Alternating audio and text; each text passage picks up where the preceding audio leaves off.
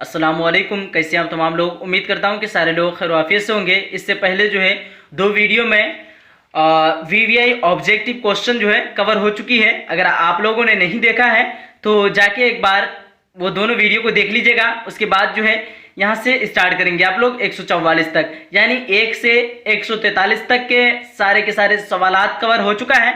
उसके बाद जो है हम 144 से आगे के वीवीआई क्वेश्चन को कवर कर रहे हैं। यहाँ देखिए, मैं टोटल आप लोगों को 250 वीवीआई क्वेश्चन दूंगा। अगर 250 को अच्छी तरीके से पढ़ लेते हैं तो अगर आप लोग कुछ भी तैयारी नहीं किया हुआ है, अगर इतना ही तैयारी कर लेते हैं तो बिल्कुल आपकी अच्छी तैयारी हो जाएगी, क्योंकि हर बार जो है यही सारा क्वेश्चन जो है टच होता है। आइए देखते हैं हम लोग। सवाल नंबर 144 है, दर्ज झैल में मज़ाह के शायर कौन है? जवाब दे रखा है दिलावर फकार।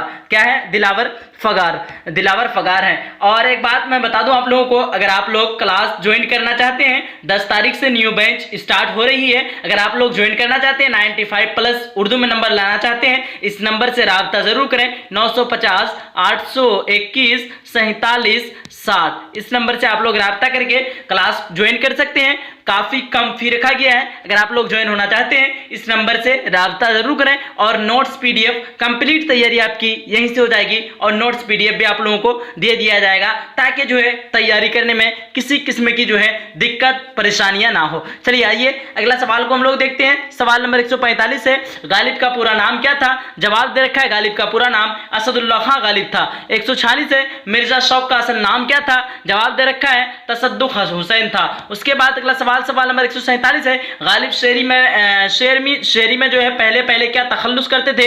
यानी गालिब जो है शुरू में कुछ अलग तखल्लुस करते थे अपना शेर और अशआर में, और बाद में जो है अलग तखल्लुस करते थे, इसलिए इस तरह का क्वेश्चन है। जवाब दे रहा है गालिब शेरी में पहले असअद किया करते थे। ठीक है, शेरी में क्या करते थे तखल्लुस, तो असअद किया करते थे।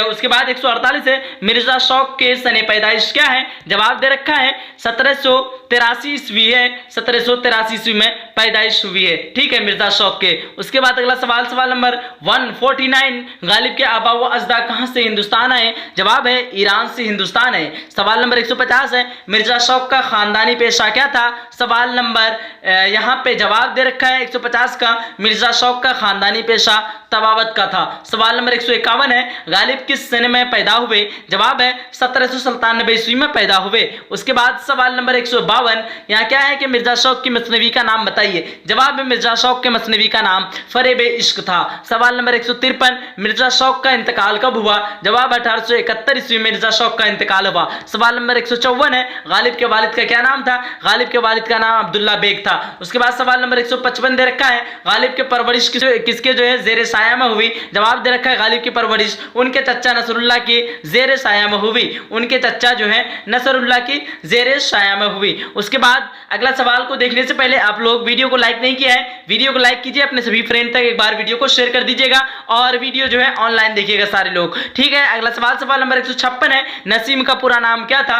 जवाब दे रखा है दयाशंकर कोल। 157 है, नसीम कहां पैदा हुए? जवाब दे रखा है नसीम दिल्ली में पैदा हुए। उसके बाद सवाल नंबर 158 पे है, नसीम की मसनवी का नाम क्या है? गुलजार नसीम। सवाल नंबर 159 है, शायरी में नसीम किसके शागिर्द थे? जवाब दे रखा है शायरी में जो है नसीम आतिश के शागिर्द थे। उसके बाद 160 है, नसीम के पैदाइश कब हुई? जवाब दे रखा है नसीम की पैदाइश 1811 ईस्वी में हुई। उसके बाद सवाल नंबर 161 है, नसीम के वालिद का नाम क्या था? जवाब दे रखा है नसीम के वालिद का नाम गंगा प्रसाद कोल था। सवाल नंबर 162 है, नसीम का इंतकाल कब हुआ? यहाँ पे जवाब क्या रखा है? नसीम का इंतकाल कब हुआ?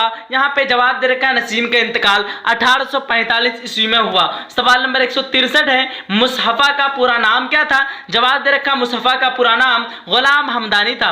सवाल नंबर 164 है, मुसहफा की पैदाइश कब और कहां हुई? जवाब है मुसहफा 1748 ईस्वी में यूपी में पैदा हुए। सवाल नंबर 165 है, मुसहफा के जेर निसाब मसनवी का उन्वान बताइए। जवाब है मुसहफा के जेर निसाब मसनवी का उन्वान जज्बे इश्क है। सवाल नंबर 166 है, हमद फराज सॉरी, यहाँ पे कह रहा है अहमद फराज की पैदाइश कब हुई। जवाब दे रखा है अहमद फराज की पैदाइश 1993 ईस्वी में हुई। सवाल नंबर 167 है, फारसी शायरी में मुबारक अजीम आबादी के उस्ताद कौन थे। जवाब दे रखा है मुबारक अजीम आबादी के उस्ताद अब्दुल जो है हमीद परेशान थे। ठीक है, अब यहाँ पे कितना सवाल 167 तक हम लोग कवर कर लिया है और यहाँ पे 168 को कवर करेंगे। कितना सवाल को, 168 नंबर सवालों को। और यहाँ पे देख पा रहे होंगे अहमद फराज कहां पैदा हुए। जवाब है अहमद फराज पेशावर पाकिस्तान में पैदा हुए। सवाल नंबर 169 है, मुबारक अजीम आबादी कहां पैदा हुए। जवाब है ताजपुर जिला दरभंगा में पैदा हुए। 170 है, अहमद फराज किस यूनिवर्सिटी में लेक्चरर रहे। सवाल नंबर 170 का जवाब है अहमद फराज पेशावर यूनिवर्सिटी में लेक्चरर हुए। 171 मुबारक अजीम आबादी कब पैदा हुए। जवाब दे रखा मुबारक अजीम आबादी की पैदाइश 1869 ईस्वी में हुई। अगला सवाल नंबर 172, अहमद फराज किस इदारा के मैनेजिंग डायरेक्टर हुए। यहाँ पे जवाब दे रखा है नेशनल बुक फाउंडेशन के मैनेजिंग डायरेक्टर हुए। सवाल नंबर 173 है कि मुबारक अजीम आबादी का इंतकाल कब हुआ। जवाब मुबारक अजीम आबादी का इंतकाल जो है 1988 ईस्वी में हुआ।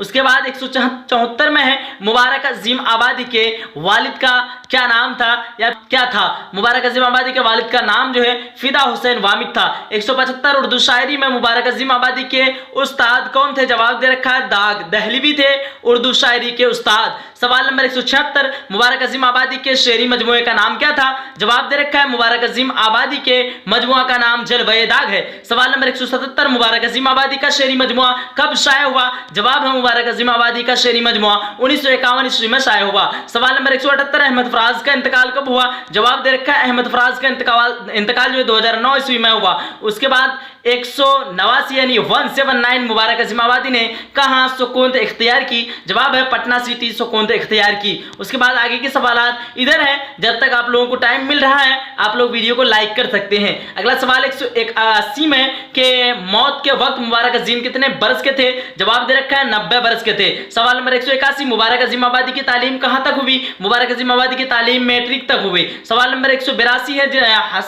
हसन नईम की पैदाइश कहाँ हुई। यहाँ पे जवाब दे रखा है हसन जो है पटना में पैदा हुए। हसन नईम की पैदाइश पटना में हुई। 183, परवीन शाकिर की तारीखी पैदाइश क्या है। 1952 ईस्वी है। कहाँ है तो 1952 ईस्वी में जो है इनकी तारीखी पैदाइश है। उसके बाद 184, हसन नईम की किस मुलाजिमत से मुस्तफ़ा हुए यानी इस्तीफा हुए। तो आपको जवाब देना है महकमा वजारत खारजा से मुस्तफ़ा हुए। ठीक है, मुतफा हुए यानी ये जो है रिटायर हुए। ठीक है, सवाल नंबर 185 है कि परवीन शाकिर कहाँ पैदा हुए। जवाब दे रखा है कराची पाकिस्तान में पैदा हुए। 186 है, हसन नईम हो गया, हसीन दे दिया है। हसन नईम का इंतकाल कब और कहाँ हुआ। जवाब है 1991 ईस्वी में मुंबई में हुआ। उसके बाद सवाल नंबर 187 है, परवीन शाकिर के वालिद का नाम बताइए। जवाब दे रखा वालिद का नाम सैयद साकिब हुसैन था। सवाल नंबर 188 है,